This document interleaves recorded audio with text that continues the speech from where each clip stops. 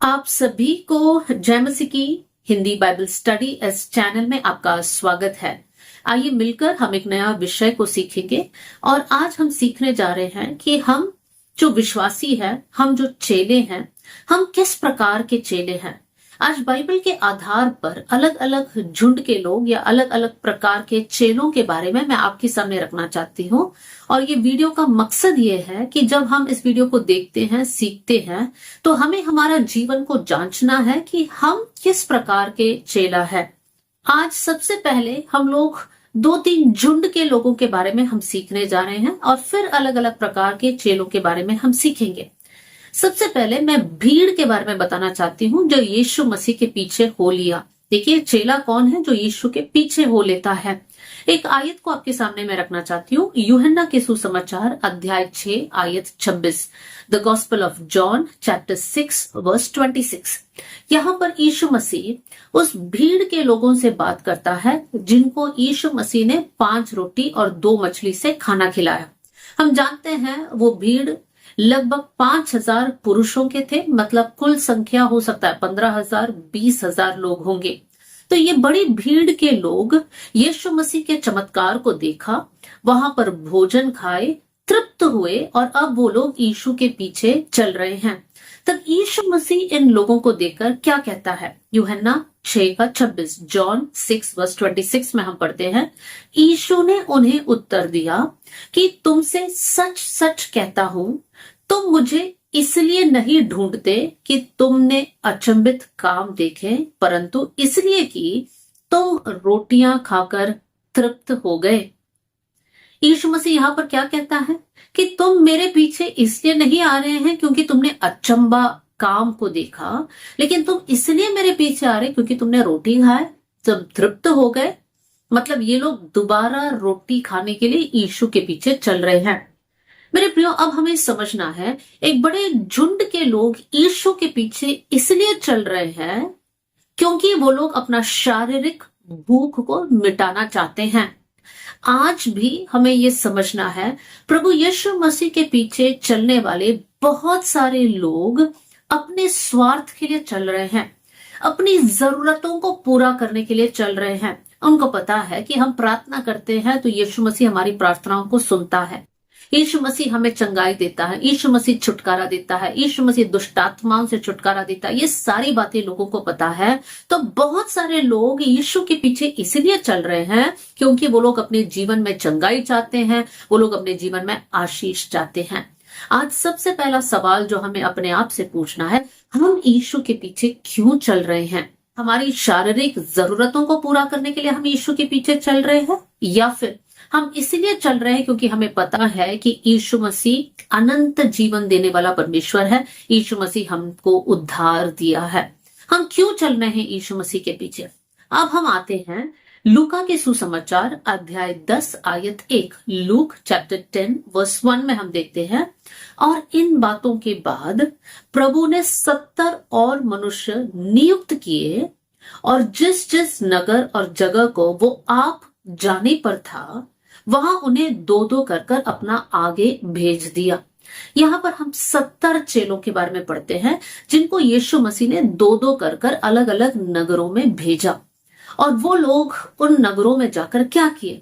हम लोग लूक 10 का 17 में पढ़ते हैं, लूक 10 वर्स 17, वे 70 आनंद से फिर आकर कहने लगे, हे प्रभु, तेरे नाम से दुष्टात्मा भी हमारे वश में है।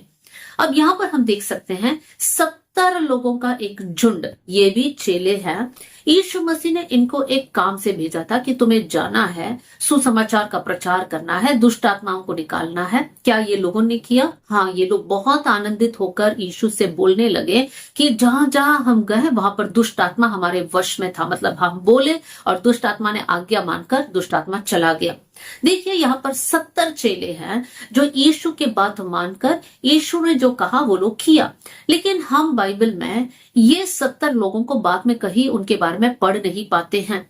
ये लोग क्या प्रभु में बने रहे? क्या ये लोग पीछे हटे? क्या ये लोग संसार के पीछे भागे? हम कुछ नहीं जानते हैं। लेकिन यहाँ पर 70 चेले हैं। मेरे प्रियो, क्या हम इन 70 चेलों में से हैं? एक समय हमने प्रभु के लिए कुछ कार्य किए होंगे, हमने प्रार्थना किया, लोग चंगाई पाए, हमने यीशु मसीह का सुसमाचार सुनाया, और आज हमें नहीं पता कि हम कहाँ हैं। क्या हम प्रभु में हैं? क्या हम पवित्रताई में बने हैं? क्या आज हम इस झुंड में हैं जो ऐसे कहते कि एक समय हमने प्रभु के लिए कुछ किया था? या फिर हम उन 12 चेलों के झुंड में से हैं? यीशु मसीह ने 12 चेलों को अपने लिए चुन लिया। क्यों चुना? ताकि ये चेले यीशु के साथ रहे, यीशु के बातों को सुने, सीखे, और वो लोग वही बातों को दोबारा करें जो यीशु मसीह ने अपने जीवन काल में किया था। ये 12 चेले हर समय यीशु के साथ रहते थे। ये 12 चेले यीशु के साथ भोजन किया, यीशु की हर एक शिक्षा को सुना, यीशु मसीह के दुख को देखा, सब कुछ ये लोगों ने अनुभव किया था। तो क्या हम इन 12 चेलों में से हैं जो प्रतिदिन यीशु मसीह के साथ साथ चल रहे हैं, यीशु की शिक्षाओं को सुन रहे हैं, अर्थात वचन को पढ़ रहे हैं, और वचन के अनुसार क्या हम चल रहे हैं? मेरे प्रियो, हमें भीड़ में नहीं होना है, उन 70 में नहीं होना है, लेकिन हमें ये प्रार्थना करना है, प्रभु जैसे 12 चेले आपके साथ थे वैसे ही हम आपके साथ साथ चलने वाले बन जाएं। मेरे प्रियो, यहां पर नहीं समाप्त होता, लेकिन इन 12 चेलों में से यीशु मसीह 3 चेलों को चुना, और वो है पतरस, याकूब और यूहन्ना। ये 3 चेले यीशु मसीह के और करीब थे। यीशु मसीह जब कुछ जगह गए, बाकी के चेलों को बोला तुम यही ठहरे रहो, लेकिन इन तीनों चेलों को यीशु अपने साथ लेकर गए। मैं 2-3 उदाहरण को आपके सामने रखना चाहती हूँ। सबसे पहले जब यीशु मसीह याईर के घर गया था, वहां पर याईर की बेटी की मृत्यु हो गई थी, और जब यीशु मसीह याईर के घर गया तो सारे चेले थे, लेकिन घर पहुंचते समय यीशु मसीह ने चेलों को कहा तुम यही ठहरे रहो, और सिर्फ 3 चेलों के साथ उस बेटी के कमरे में चला गया, और वो था पतरस, याकूब और यूहन्ना। और वहां पर यीशु मसीह ने याईर की बेटी को जिलाया।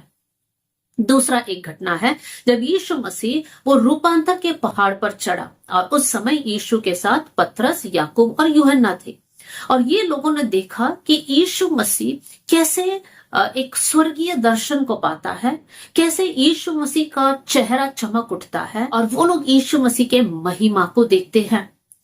तीसरी बात जो हम देख सकते हैं, जब यीशु मसीह गतसमनी के वाटिका में गया, तब यीशु मसीह अपने चेलों के साथ गया था। तब यीशु मसीह ने अपने चेलों से कहा तुम यही ठहरे रहो, और यीशु मसीह ने 3 चेलों को अपने साथ और आगे लेकर गया, और वो था पतरस, याकूब और यूहन्ना। और यीशु मसीह ने उन तीनों से कहा जागते रहो, और फिर यीशु मसीह और थोड़ा दूरी पर जाकर प्रार्थना करने लगा, और थोड़ी देर जब बाद यीशु मसीह वापस आता है तो ये 3 चेले सोए हुए हैं। लेकिन जो बात मैं आपके सामने रखना चाहती हूँ, 12 का 12 चेले निकल पड़े, लेकिन सिर्फ 3 चेले और थोड़ा आगे चले गए, और फिर यीशु मसीह और आगे जाकर प्रार्थना किया। तो मैं ये कहना चाहती हूँ, ये 12 चेले यीशु के साथ थे, दिन रात यीशु के साथ थे, लेकिन इन 12 में से भी 3 ऐसे चेले थे जो यीशु मसीह के और करीब थे। तो आज सवाल ये है, क्या हम इन 12 चेलों में रहने से हम संतुष्ट हैं, या फिर हमारे अंदर एक इच्छा है कि मुझे सबसे बढ़कर यीशु के करीब रहना है? अगर वो सोच आपके अंदर है तो आप पतरस, याकूब, यूहन्ना के समान हैं। हम नए नियम में पढ़ सकते हैं कि पौलुस इनके बारे में कहता है कि ये कलीसिया के खंबे हैं। कौन है कलीसिया के खंबे? पतरस, याकूब, यूहन्ना। वो 3 चेले जो यीशु मसीह के सबसे करीब थे, वो कलीसिया के खंबे बन गए। मेरे प्रियो, आज अब कलीसिया का खंबा बनना चाहते हो, अब कलीसिया के लिए एक आशीष का कारण बनना चाहते हो, तो आपको समझना है कि मैं और आप, हम भीड़ में नहीं है, हम उन 70 में नहीं है, हमें उन 12 में भी नहीं रहना है, लेकिन उन 12 में से चुने हुए उन 3 चेलों के जैसा हमें भी यीशु के और करीब रहना है। तो जब मैं ये कहती हूं तो हमारे अंदर एक इच्छा होना चाहिए कि बाकी के विश्वासियों जैसा नहीं, मुझे और प्रभु के करीब आना है, मुझे परमेश्वर की उपस्थिति को और महसूस करना है, मुझे परमेश्वर को और प्रसन्न करना है, मुझे भीड़ को नहीं देखना है, मुझे औरों को नहीं देखना है।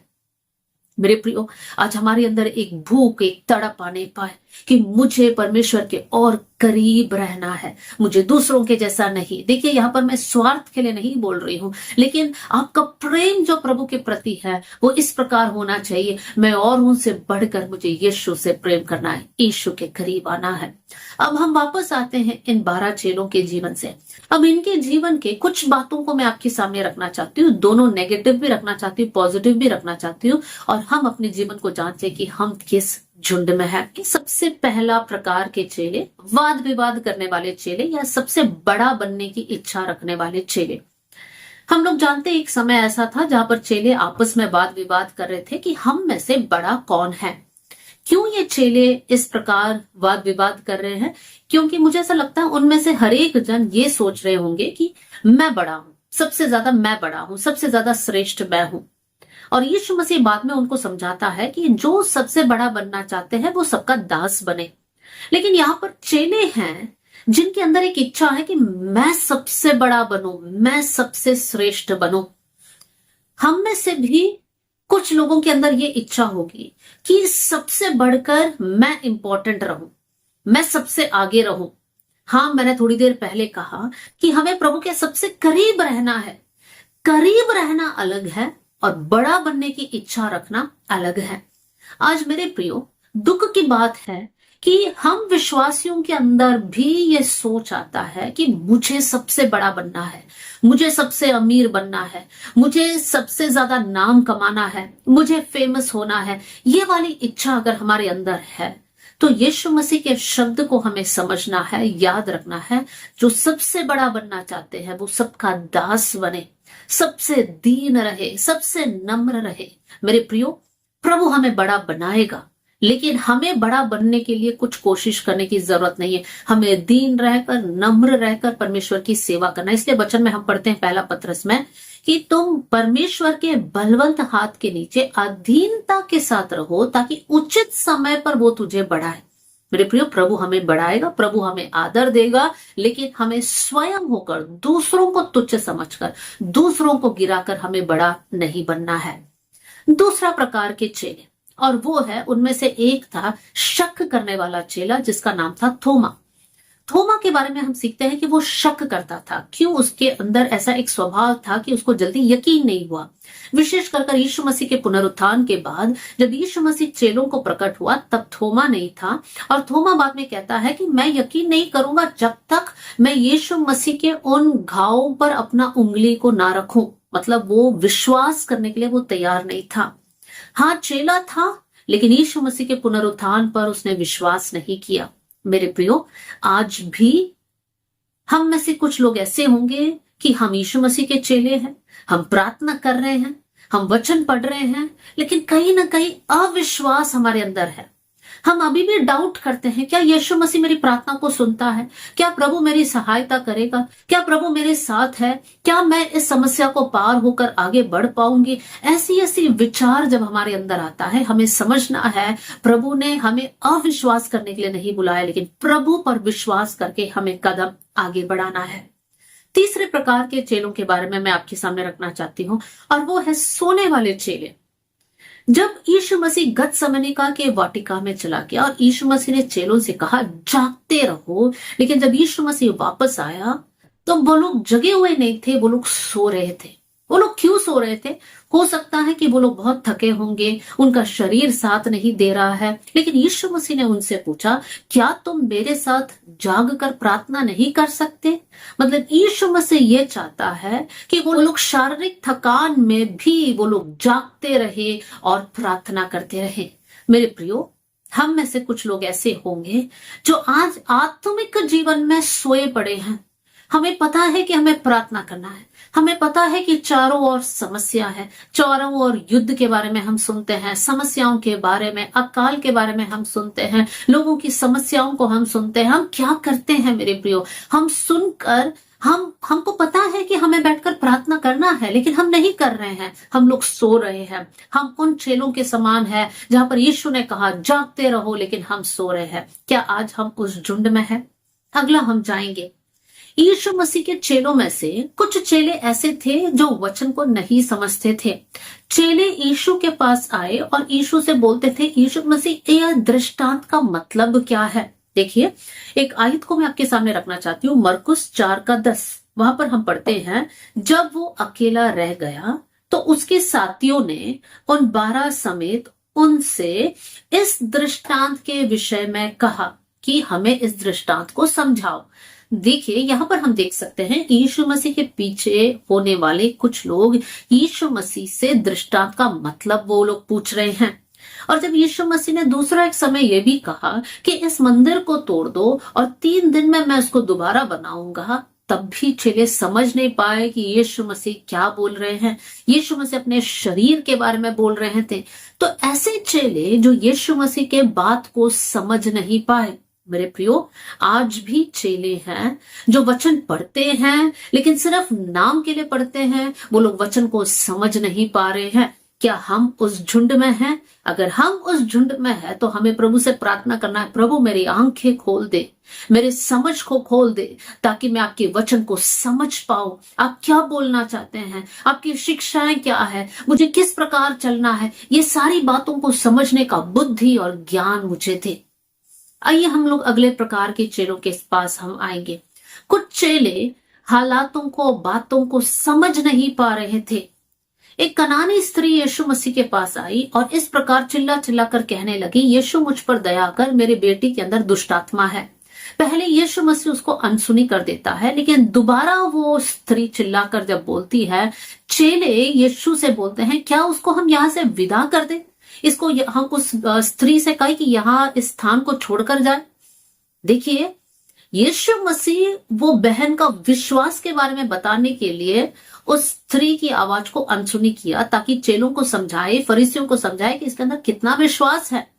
लेकिन चेले उस बात को समझ नहीं पाए। चेले यहां पर चाहते हैं कि वो स्त्री वहां से चला जाए। इतना ही नहीं, दूसरा एक घटना में जब लोग अपने बच्चों को यीशु के पास लेकर आ रहे थे, चेलों ने उनको डांटा। और तब यीशु मसीह कहता है, बच्चों को मना मत करो, उनको मेरे पास आने दो। देखिए, चेले समझ नहीं रहे हैं कि यीशु मसीह के लिए बच्चे कितने बहुमूल्य हैं। तो ऐसे ग्रुप के चेले जो बातों को समझ नहीं रहे हैं कि उन्हें क्या करना है और क्या नहीं करना है। मेरे प्रियो, आज भी हम में से कुछ लोग ऐसे होंगे जो प्रभु की इच्छा को समझ नहीं पा रहे। ये करे कि वो करे, इस तरीके से करे कि उस तरीके से करे, इस मार्ग में चले कि उस मार्ग में चले, हम समझ नहीं पा रहे हैं। जरूरी है कि हम प्रभु की उपस्थिति में बैठकर परमेश्वर से प्रार्थना करें और प्रभु से कहे, प्रभु अपने बुद्धि, अपने ज्ञान से मुझे भर दे, ताकि मैं आपकी बातों को समझ पाऊं। देखिए मेरे प्रियो, अगले झुंड के चेलों के जीवन के बारे में हम सीख सकते हैं, जो बहुत डरे हुए हैं। यीशु मसीह के मृत्यु के बाद चेले इतने डरे हुए थे कि यीशु मसीह के पुनरुत्थान के बाद वो लोगों के अंदर वो हिम्मत नहीं है। वो लोग कमरे में, उस कमरा को बंद कर डर के साथ बैठे हुए हैं। क्यों वो लोग डर रहे हैं? क्योंकि वो लोग फरीसियों से डर रहे हैं, रोमी सरकार से डर रहे हैं, सबसे डरकर वो लोग बैठे हैं। लेकिन यीशु मसीह अपने आप को प्रकट कर कहता है, डरो मत, तुम में शांति रहे, मैं तुम्हारे साथ हूं। हम तिमुथियुस की पत्री में भी पढ़ते हैं, पौलुस तिमुथियुस को समझाता है कि परमेश्वर ने तुम्हें भय की आत्मा नहीं दिया है। आज हम में से कुछ ऐसे चेले हैं जो परिस्थितियों को देखकर डर रहे हैं। आज की खबर को सुनकर आप डर रहे हैं, लेकिन परमेश्वर का वचन हमें सिखाता है, डरो नहीं, परमेश्वर हमारे साथ है। अगर हमारे अंदर डर है तो आज हम लोग प्रार्थना करने पाए कि प्रभु आप मेरे जीवन से डर को निकाल दीजिए। आगे हम देखते हैं, कुछ ऐसे चेले हैं जो गलती को ढूंढने के लिए बैठे हैं।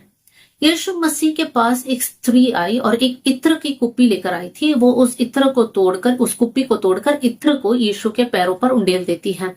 और तब वहां पर बैठे हुए चेले आपस में इस प्रकार बोल रहे थे कि इतना बहुमूल्य इत्र को वेस्ट या बेकार करने की क्या जरूरत है, इसको बेचकर वो पैसों से कंगालों की सेवा कर सकते हैं। लेकिन यीशु मसीह ने ऐसा नहीं सोचा। यीशु मसीह ने कहा कि ये स्त्री जो कर रही है, जो कुछ वो कर सकती है, उसने मेरे लिए किया। देखिए, दूसरे झुंड के लोग जो गलती ढूंढने के लिए बैठे हैं, ये स्त्री ने ऐसा क्यों किया, ऐसा नहीं करना चाहिए था। हम बाद में दूसरे एक पद में भी देख सकते हैं, जब यीशु मसीह चमत्कार करते थे तो फरीसी लोग इंतजार कर बैठते थे कि हम ढूंढेंगे कि कौन सी गलती कर रहे हैं, कौन से गलत शिक्षा को दे रहे हैं, क्या सबत के दिन यीशु मसीह चंगाई देगा। मतलब ऐसे लोग जो यीशु मसीह की गलतियों को ढूंढने के लिए बैठे हैं। मेरे प्रियो, आज भी हम में से कुछ ऐसे चेले हैं जो यीशु के पीछे हम सब लोग चलते हैं, लेकिन एक दूसरे की गलतियां ढूंढते रहते हैं, एक दूसरे की कमियों को हम ढूंढते हैं और सब जगह जाकर हम लोग उसको बोलते हैं। क्या यीशु मसीह हमारे बारे में ऐसा इच्छा को रखता है? मेरे प्रियो, हम लोग वो लोग नहीं है जो लोगों की गलतियों को ढूंढते हैं। अगर आप अपने भाई या बहन के अंदर कुछ गलत बात को देखते हैं तो आप उनको अकेले बुलाकर उनको समझा सकते हैं, लेकिन उस गलत बात को 10 जगह बोलने की जरूरत नहीं है। फिर एक प्रकार का चेला के बारे में हम पढ़ते हैं, यहूदा इस्करियोती, जो यीशु मसीह को पकड़वाया। क्यों पकड़वाया? क्योंकि उसको पैसे चाहिए था। 30 चांदी के सिक्कों के लिए यीशु मसीह को पकड़वा दिया। मेरे प्रियो, आज भी हम लोग यीशु के पीछे चलते हैं, लेकिन जब हमें दूसरा लाभ दिखाई देता है तब हम यीशु मसीह को हमारे पैरों के नीचे रौंद देते हैं। क्या हम उनमें से एक है? हमारे जीवन को हम जांचें। पतरस यीशु मसीह को 3 बार इनकार किया। क्यों? क्योंकि उनके अंदर डर था। क्या हम यीशु मसीह को इनकार करने वाले लोग हैं? देखिए मेरे प्रियो, ये सारी बातें मैं चेलों की कमियों को बता रही हूं ताकि हम जानते क्या ये कमी हमारे अंदर है कि नहीं। साथ में चेलों की अच्छी बातों को भी मैं बताना चाहती हूँ। पतरस यीशु मसीह से पूछता है, यीशु, हमने आपके लिए सब कुछ छोड़ा है, हमें क्या मिलेगा? देखिए, पतरस के जीवन से हम सीख सकते हैं। पतरस ने यीशु मसीह के लिए सब कुछ छोड़ दिया। मत्ती चुंगी लेने वाला था, मतलब एक सरकारी नौकरी करने वाला व्यक्ति था, लेकिन जब यीशु मसीह का बुलाहट आया, छोड़कर यीशु मसीह के पीछे हो लिया। सब कुछ छोड़कर, माता पिता भाई बहन सब कुछ छोड़कर यीशु के पीछे हो लिया। आज क्या हम लोग ऐसे ही लोग हैं? क्या हम भी बोल सकते हैं कि यीशु मसीह के चेलों समान हमने भी सब कुछ छोड़कर यीशु के पीछे हो लिया? मेरा बोलने का मतलब नहीं है कि नौकरी छोड़ो, मेरा बोलने का मतलब ये नहीं कि परिवार छोड़ो, लेकिन मेरे कहने का मतलब ये है कि इन सब से बढ़कर हम यीशु से प्रेम करते हैं और यीशु के प्रेम के लिए हम किसी के साथ समझौता नहीं करेंगे। मेरे प्रियो, हो सकता है हम में से कुछ लोग अपने बच्चों से ज्यादा प्रेम करते होंगे, यीशु से बढ़कर बच्चों से प्रेम करते होंगे। एली याजक उनमें से एक उदाहरण है। इसलिए वचन, प्रभु का वचन एली के पास आया कि तू अपने बच्चों को मुझसे ज्यादा आदर क्यों करता है? देखिए, एक याजक है जो परमेश्वर से बढ़कर अपने बच्चों को आदर देता है। मेरे प्रियो, आज हम उन लोगों में से हो जो पतरस समान यीशु से कहे, प्रभु हमने सब कुछ आपके लिए छोड़ दिया है। दूसरा चेला के बारे में मैं बताना चाहती हूँ जो बहुत मेहनती था, और वो भी पतरस का ही उदाहरण को मैं देना चाहती हूँ। पतरस पूरी रात मछली पकड़ रहा था। देखिए, पूरी रात काम करना मतलब बहुत मुश्किल वाला काम है। उसके बाद सुबह वो अपना जाल को धोकर, और हो सकता है वो अपना घर जाने वाला था, लेकिन यीशु मसीह कहता है कि अपना नाव को समुद्र की गहराई में ले चलो। पतरस ने कहा, हमने पूरी रात काम किया, लेकिन तेरे कहने पर मैं वैसे करूंगा। देखिए, मेहनती व्यक्ति पूरी रात काम किया, अब जाल धोकर उसको निपटा कर घर जाना चाहता है, लेकिन यीशु मसीह के कहने पर दोबारा काम करने के लिए तैयार है। देखिए मेरे प्रियो, मेहनती चेला, क्या हम लोग परमेश्वर के सामने इस प्रकार बोल सकते हैं कि हम भी मेहनती लोग हैं? मेरे प्रियो, परमेश्वर मेहनती लोगों को चाहता है। आगे हम देखेंगे, यीशु मसीह पर भरोसा रखकर कुछ असाधारण काम करने की इच्छा रखने वाले चेला, और वो दोबारा पतरस का ही उदाहरण देना चाहती हूँ। जब यीशु मसीह पानी पर चलकर आया, पतरस पूछता है, यीशु अगर आप है तो मैं भी पानी पर चलना चाहता हूँ। देखिए, बाकी के चेले डरे हुए हैं, पतरस भी डरा हुआ था, लेकिन जब पतरस को पता चलता है कि यीशु पानी पर चल रहा है तो मुझे भी पानी पर चलना है, एक डेयरिंग सवाल को वो पूछता है।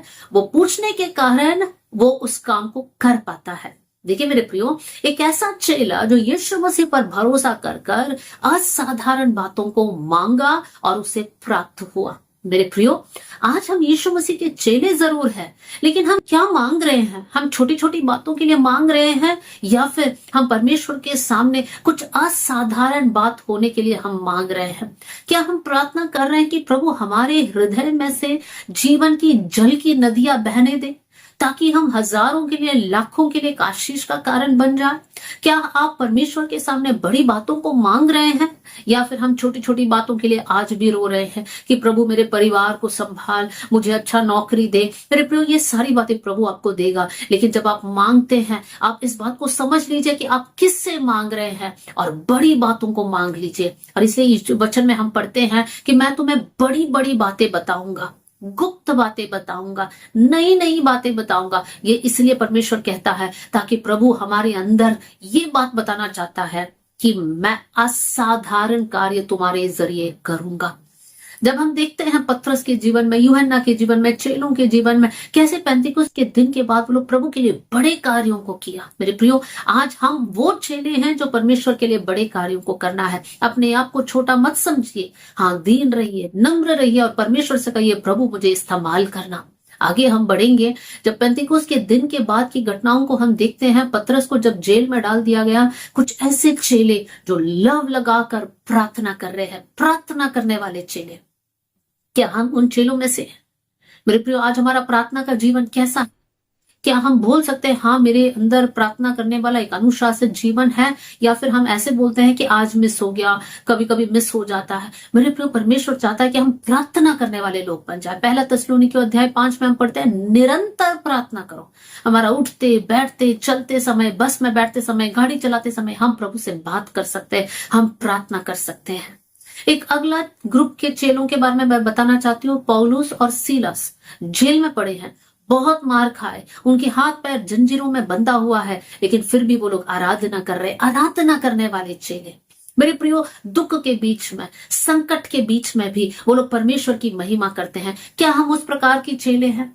आज सोचिए हमारा आराधना का जीवन कैसा है।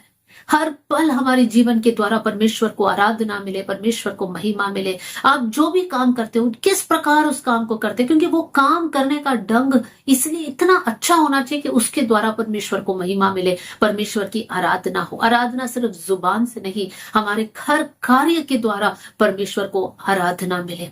फिर हम आगे आएंगे, ऐसे चेले जो अपने सारे सामान को सांझे में रखा, अपने जमीन को बेचकर पैसे लेकर आता है, प्रेरितों के पास लेकर आते हैं, और वो लोग सब लोग मिलजुल कर रह रहे हैं। जिनके पास नहीं है उनको देना, जिनके पास है वो लोग दे रहे हैं। देखिए मेरे प्रियो, ऐसे चेले जो मिलजुल कर रह रहे हैं, उनके बीच में कोई भेदभाव नहीं कि ये अमीर है, ये गरीब है, इनके पास नहीं है, हमारे पास बहुत कुछ है, ऐसा भेदभाव नहीं है। लेकिन वो लोग मिलजुल कर सांझे में वो लोग रह रहे हैं, शेयर कर कर वो लोग रह रहे हैं। मेरे प्रियो, आज भी जब हम लोग एक दूसरे के साथ रहते हैं, संगति करते हैं, हमारी आंखें खुली रह नहीं पाए। कुछ लोगों के जीवन में कमी होगी कि उनके घर में खाना नहीं होगा, वस्त्र नहीं होगा, तो परमेश्वर हमें इस्तेमाल कर नहीं पाए। हम ये ना कहे कि हम प्रार्थना करेंगे, लेकिन हम ये बोले कि हम आपकी मदद करेंगे। हम प्रार्थना करने वाले लोग जरूर है, लेकिन सिर्फ प्रार्थना नहीं, प्रार्थना के साथ साथ कुछ क्रियाओं को करने वाले लोग बन जाए। हम लोग अपनों को हेल्प करने वाले बन जाए, दूसरों को हेल्प करने वाले लोग बन जाए। मेरे प्रिय, चेले वो लोग हैं जो सामान्य रीति से हटकर कुछ और कामों को हम करते हैं। सामान्य लोग अपनों से प्रेम करते हैं, लेकिन चेलों को यीशु मसीह ने यह सिखाया कि दुश्मनों से भी प्रेम करो। सामान्य लोग वो है जो लड़ाई के बदले लड़ाई करते हैं, लेकिन यीशु मसीह ने चेलों से सिखाया कि अगर एक गाल पे कोई मारता है तो दूसरा गाल दिखाओ। हम लड़ने वाले लोग नहीं हैं, लेकिन हम प्रेम दिखाने वाले लोग हैं। आज वचन के जरिए हमें ये जांचना है कि किस प्रकार के चेले हैं। एक और चेला का उदाहरण को मैं आपके सामने रखना चाहती हूँ, और वो है अंद्रियास के जीवन से। अंद्रियास के जीवन से एक गुण को हम देख सकते हैं कि अंद्रियास था जो अपना भाई शिमोन पतरस को यीशु के पास लेकर आया। अंद्रियास था जो 5000 पुरुषों के उस भीड़ में एक लड़का को ढूंढकर, जिसके पास 5 रोटी 2 मछली है, यीशु के पास लेकर आया, और वो बच्चा का भोजन सबके लिए एक आशीष का कारण बन गया।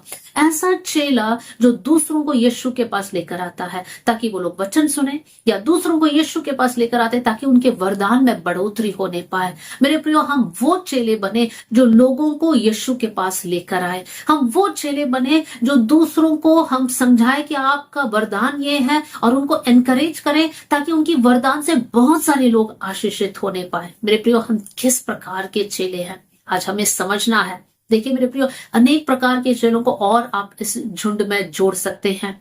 हम अपने आप बैठकर और स्टडी करें कि और कितने प्रकार के चेले हैं, और साथ में हम लोग टिक मारते जाए हम किस प्रकार के चेले हैं। जो जो कमियां हमारे अंदर है हम उसको सुधारें, और जहां जहां हमारे अंदर और सुधारना बाकी है और अच्छे गुणों को अपनाना बाकी है, वहां पर टिक करें कि मुझे ये भी मेरे जीवन में होना जरूरी है। तो इस प्रकार हम लोग हमारी आत्मिक जीवन में बढ़ पाएंगे। मेरे प्रियो, प्रभु यीशु मसीह ने आपको बुलाया कि आप यीशु मसीह का चेला बनकर रहो, आप यीशु मसीह के पीछे हो। प्रतिदिन अपना क्रूस उठाओ, अपने आप ही से इनकार करो, और जब आप यीशु मसीह के पीछे चलते हो तब आप यीशु मसीह का चेला बन जाते हो। तो अगर आप इस प्रकार के एक समर्पण लोगे कि मैं यीशु मसीह के पीछे चलना चाहता हूं या चाहती हूं, तो आइए मिलकर हम लोग प्रेयर करें। स्वर्गीय पिता, आज का वचन के लिए मैं धन्यवाद देती हूँ। ये वचन सुनने वाले हर एक भाई और बहन के लिए मैं प्रार्थना करती हूँ। परमेश्वर पिता, उनके जीवन में वो लोग जांच नहीं पाए प्रभु जी, जहां जहां प्रभु जी कमियां है उसको सुधार कर, और परमेश्वर पिता आपकी इच्छा के अनुसार हमारे जीवन को चेंज कर कर प्रभु आपको प्रसन्न करने वाले जीवन हमारे होने पाए कर मैं दुआ करती हूँ। परमेश्वर पिता, जहां जहां और भी गुण को अपनाना है प्रभु, परमेश्वर पिता उसको अपना कर प्रभु आप में बढ़े। प्रभु हम आपके बच्चे हैं, हम आपके चेले हैं प्रभु, हम आपको प्रसन्न करना चाहते हैं प्रभु जी। परमेश्वर, इस संसार में आपके अलावा हमारे जीवन में और कोई नहीं है प्रभु जो हमसे प्रेम करता है, हमको समझता है। प्रभु आपने हमारी हानि के लिए कुछ नहीं किया, सब कुछ प्रभु हमारी खुशल के लिए, हमारे लाभ के लिए किया, इसलिए मैं धन्यवाद देती हूँ। ये वचन सुनने वाले हर एक भाई बहन आशीषित होने पाए कर मैं प्रार्थना करती हूँ। थैंक यू प्रभु, आपने हमारी प्रार्थना सुन लिया। सारा आदर सारी महिमा आपको देते हुए प्रभु यीशु मसीह के नाम से हम मांगते हैं, आमेन। God bless you.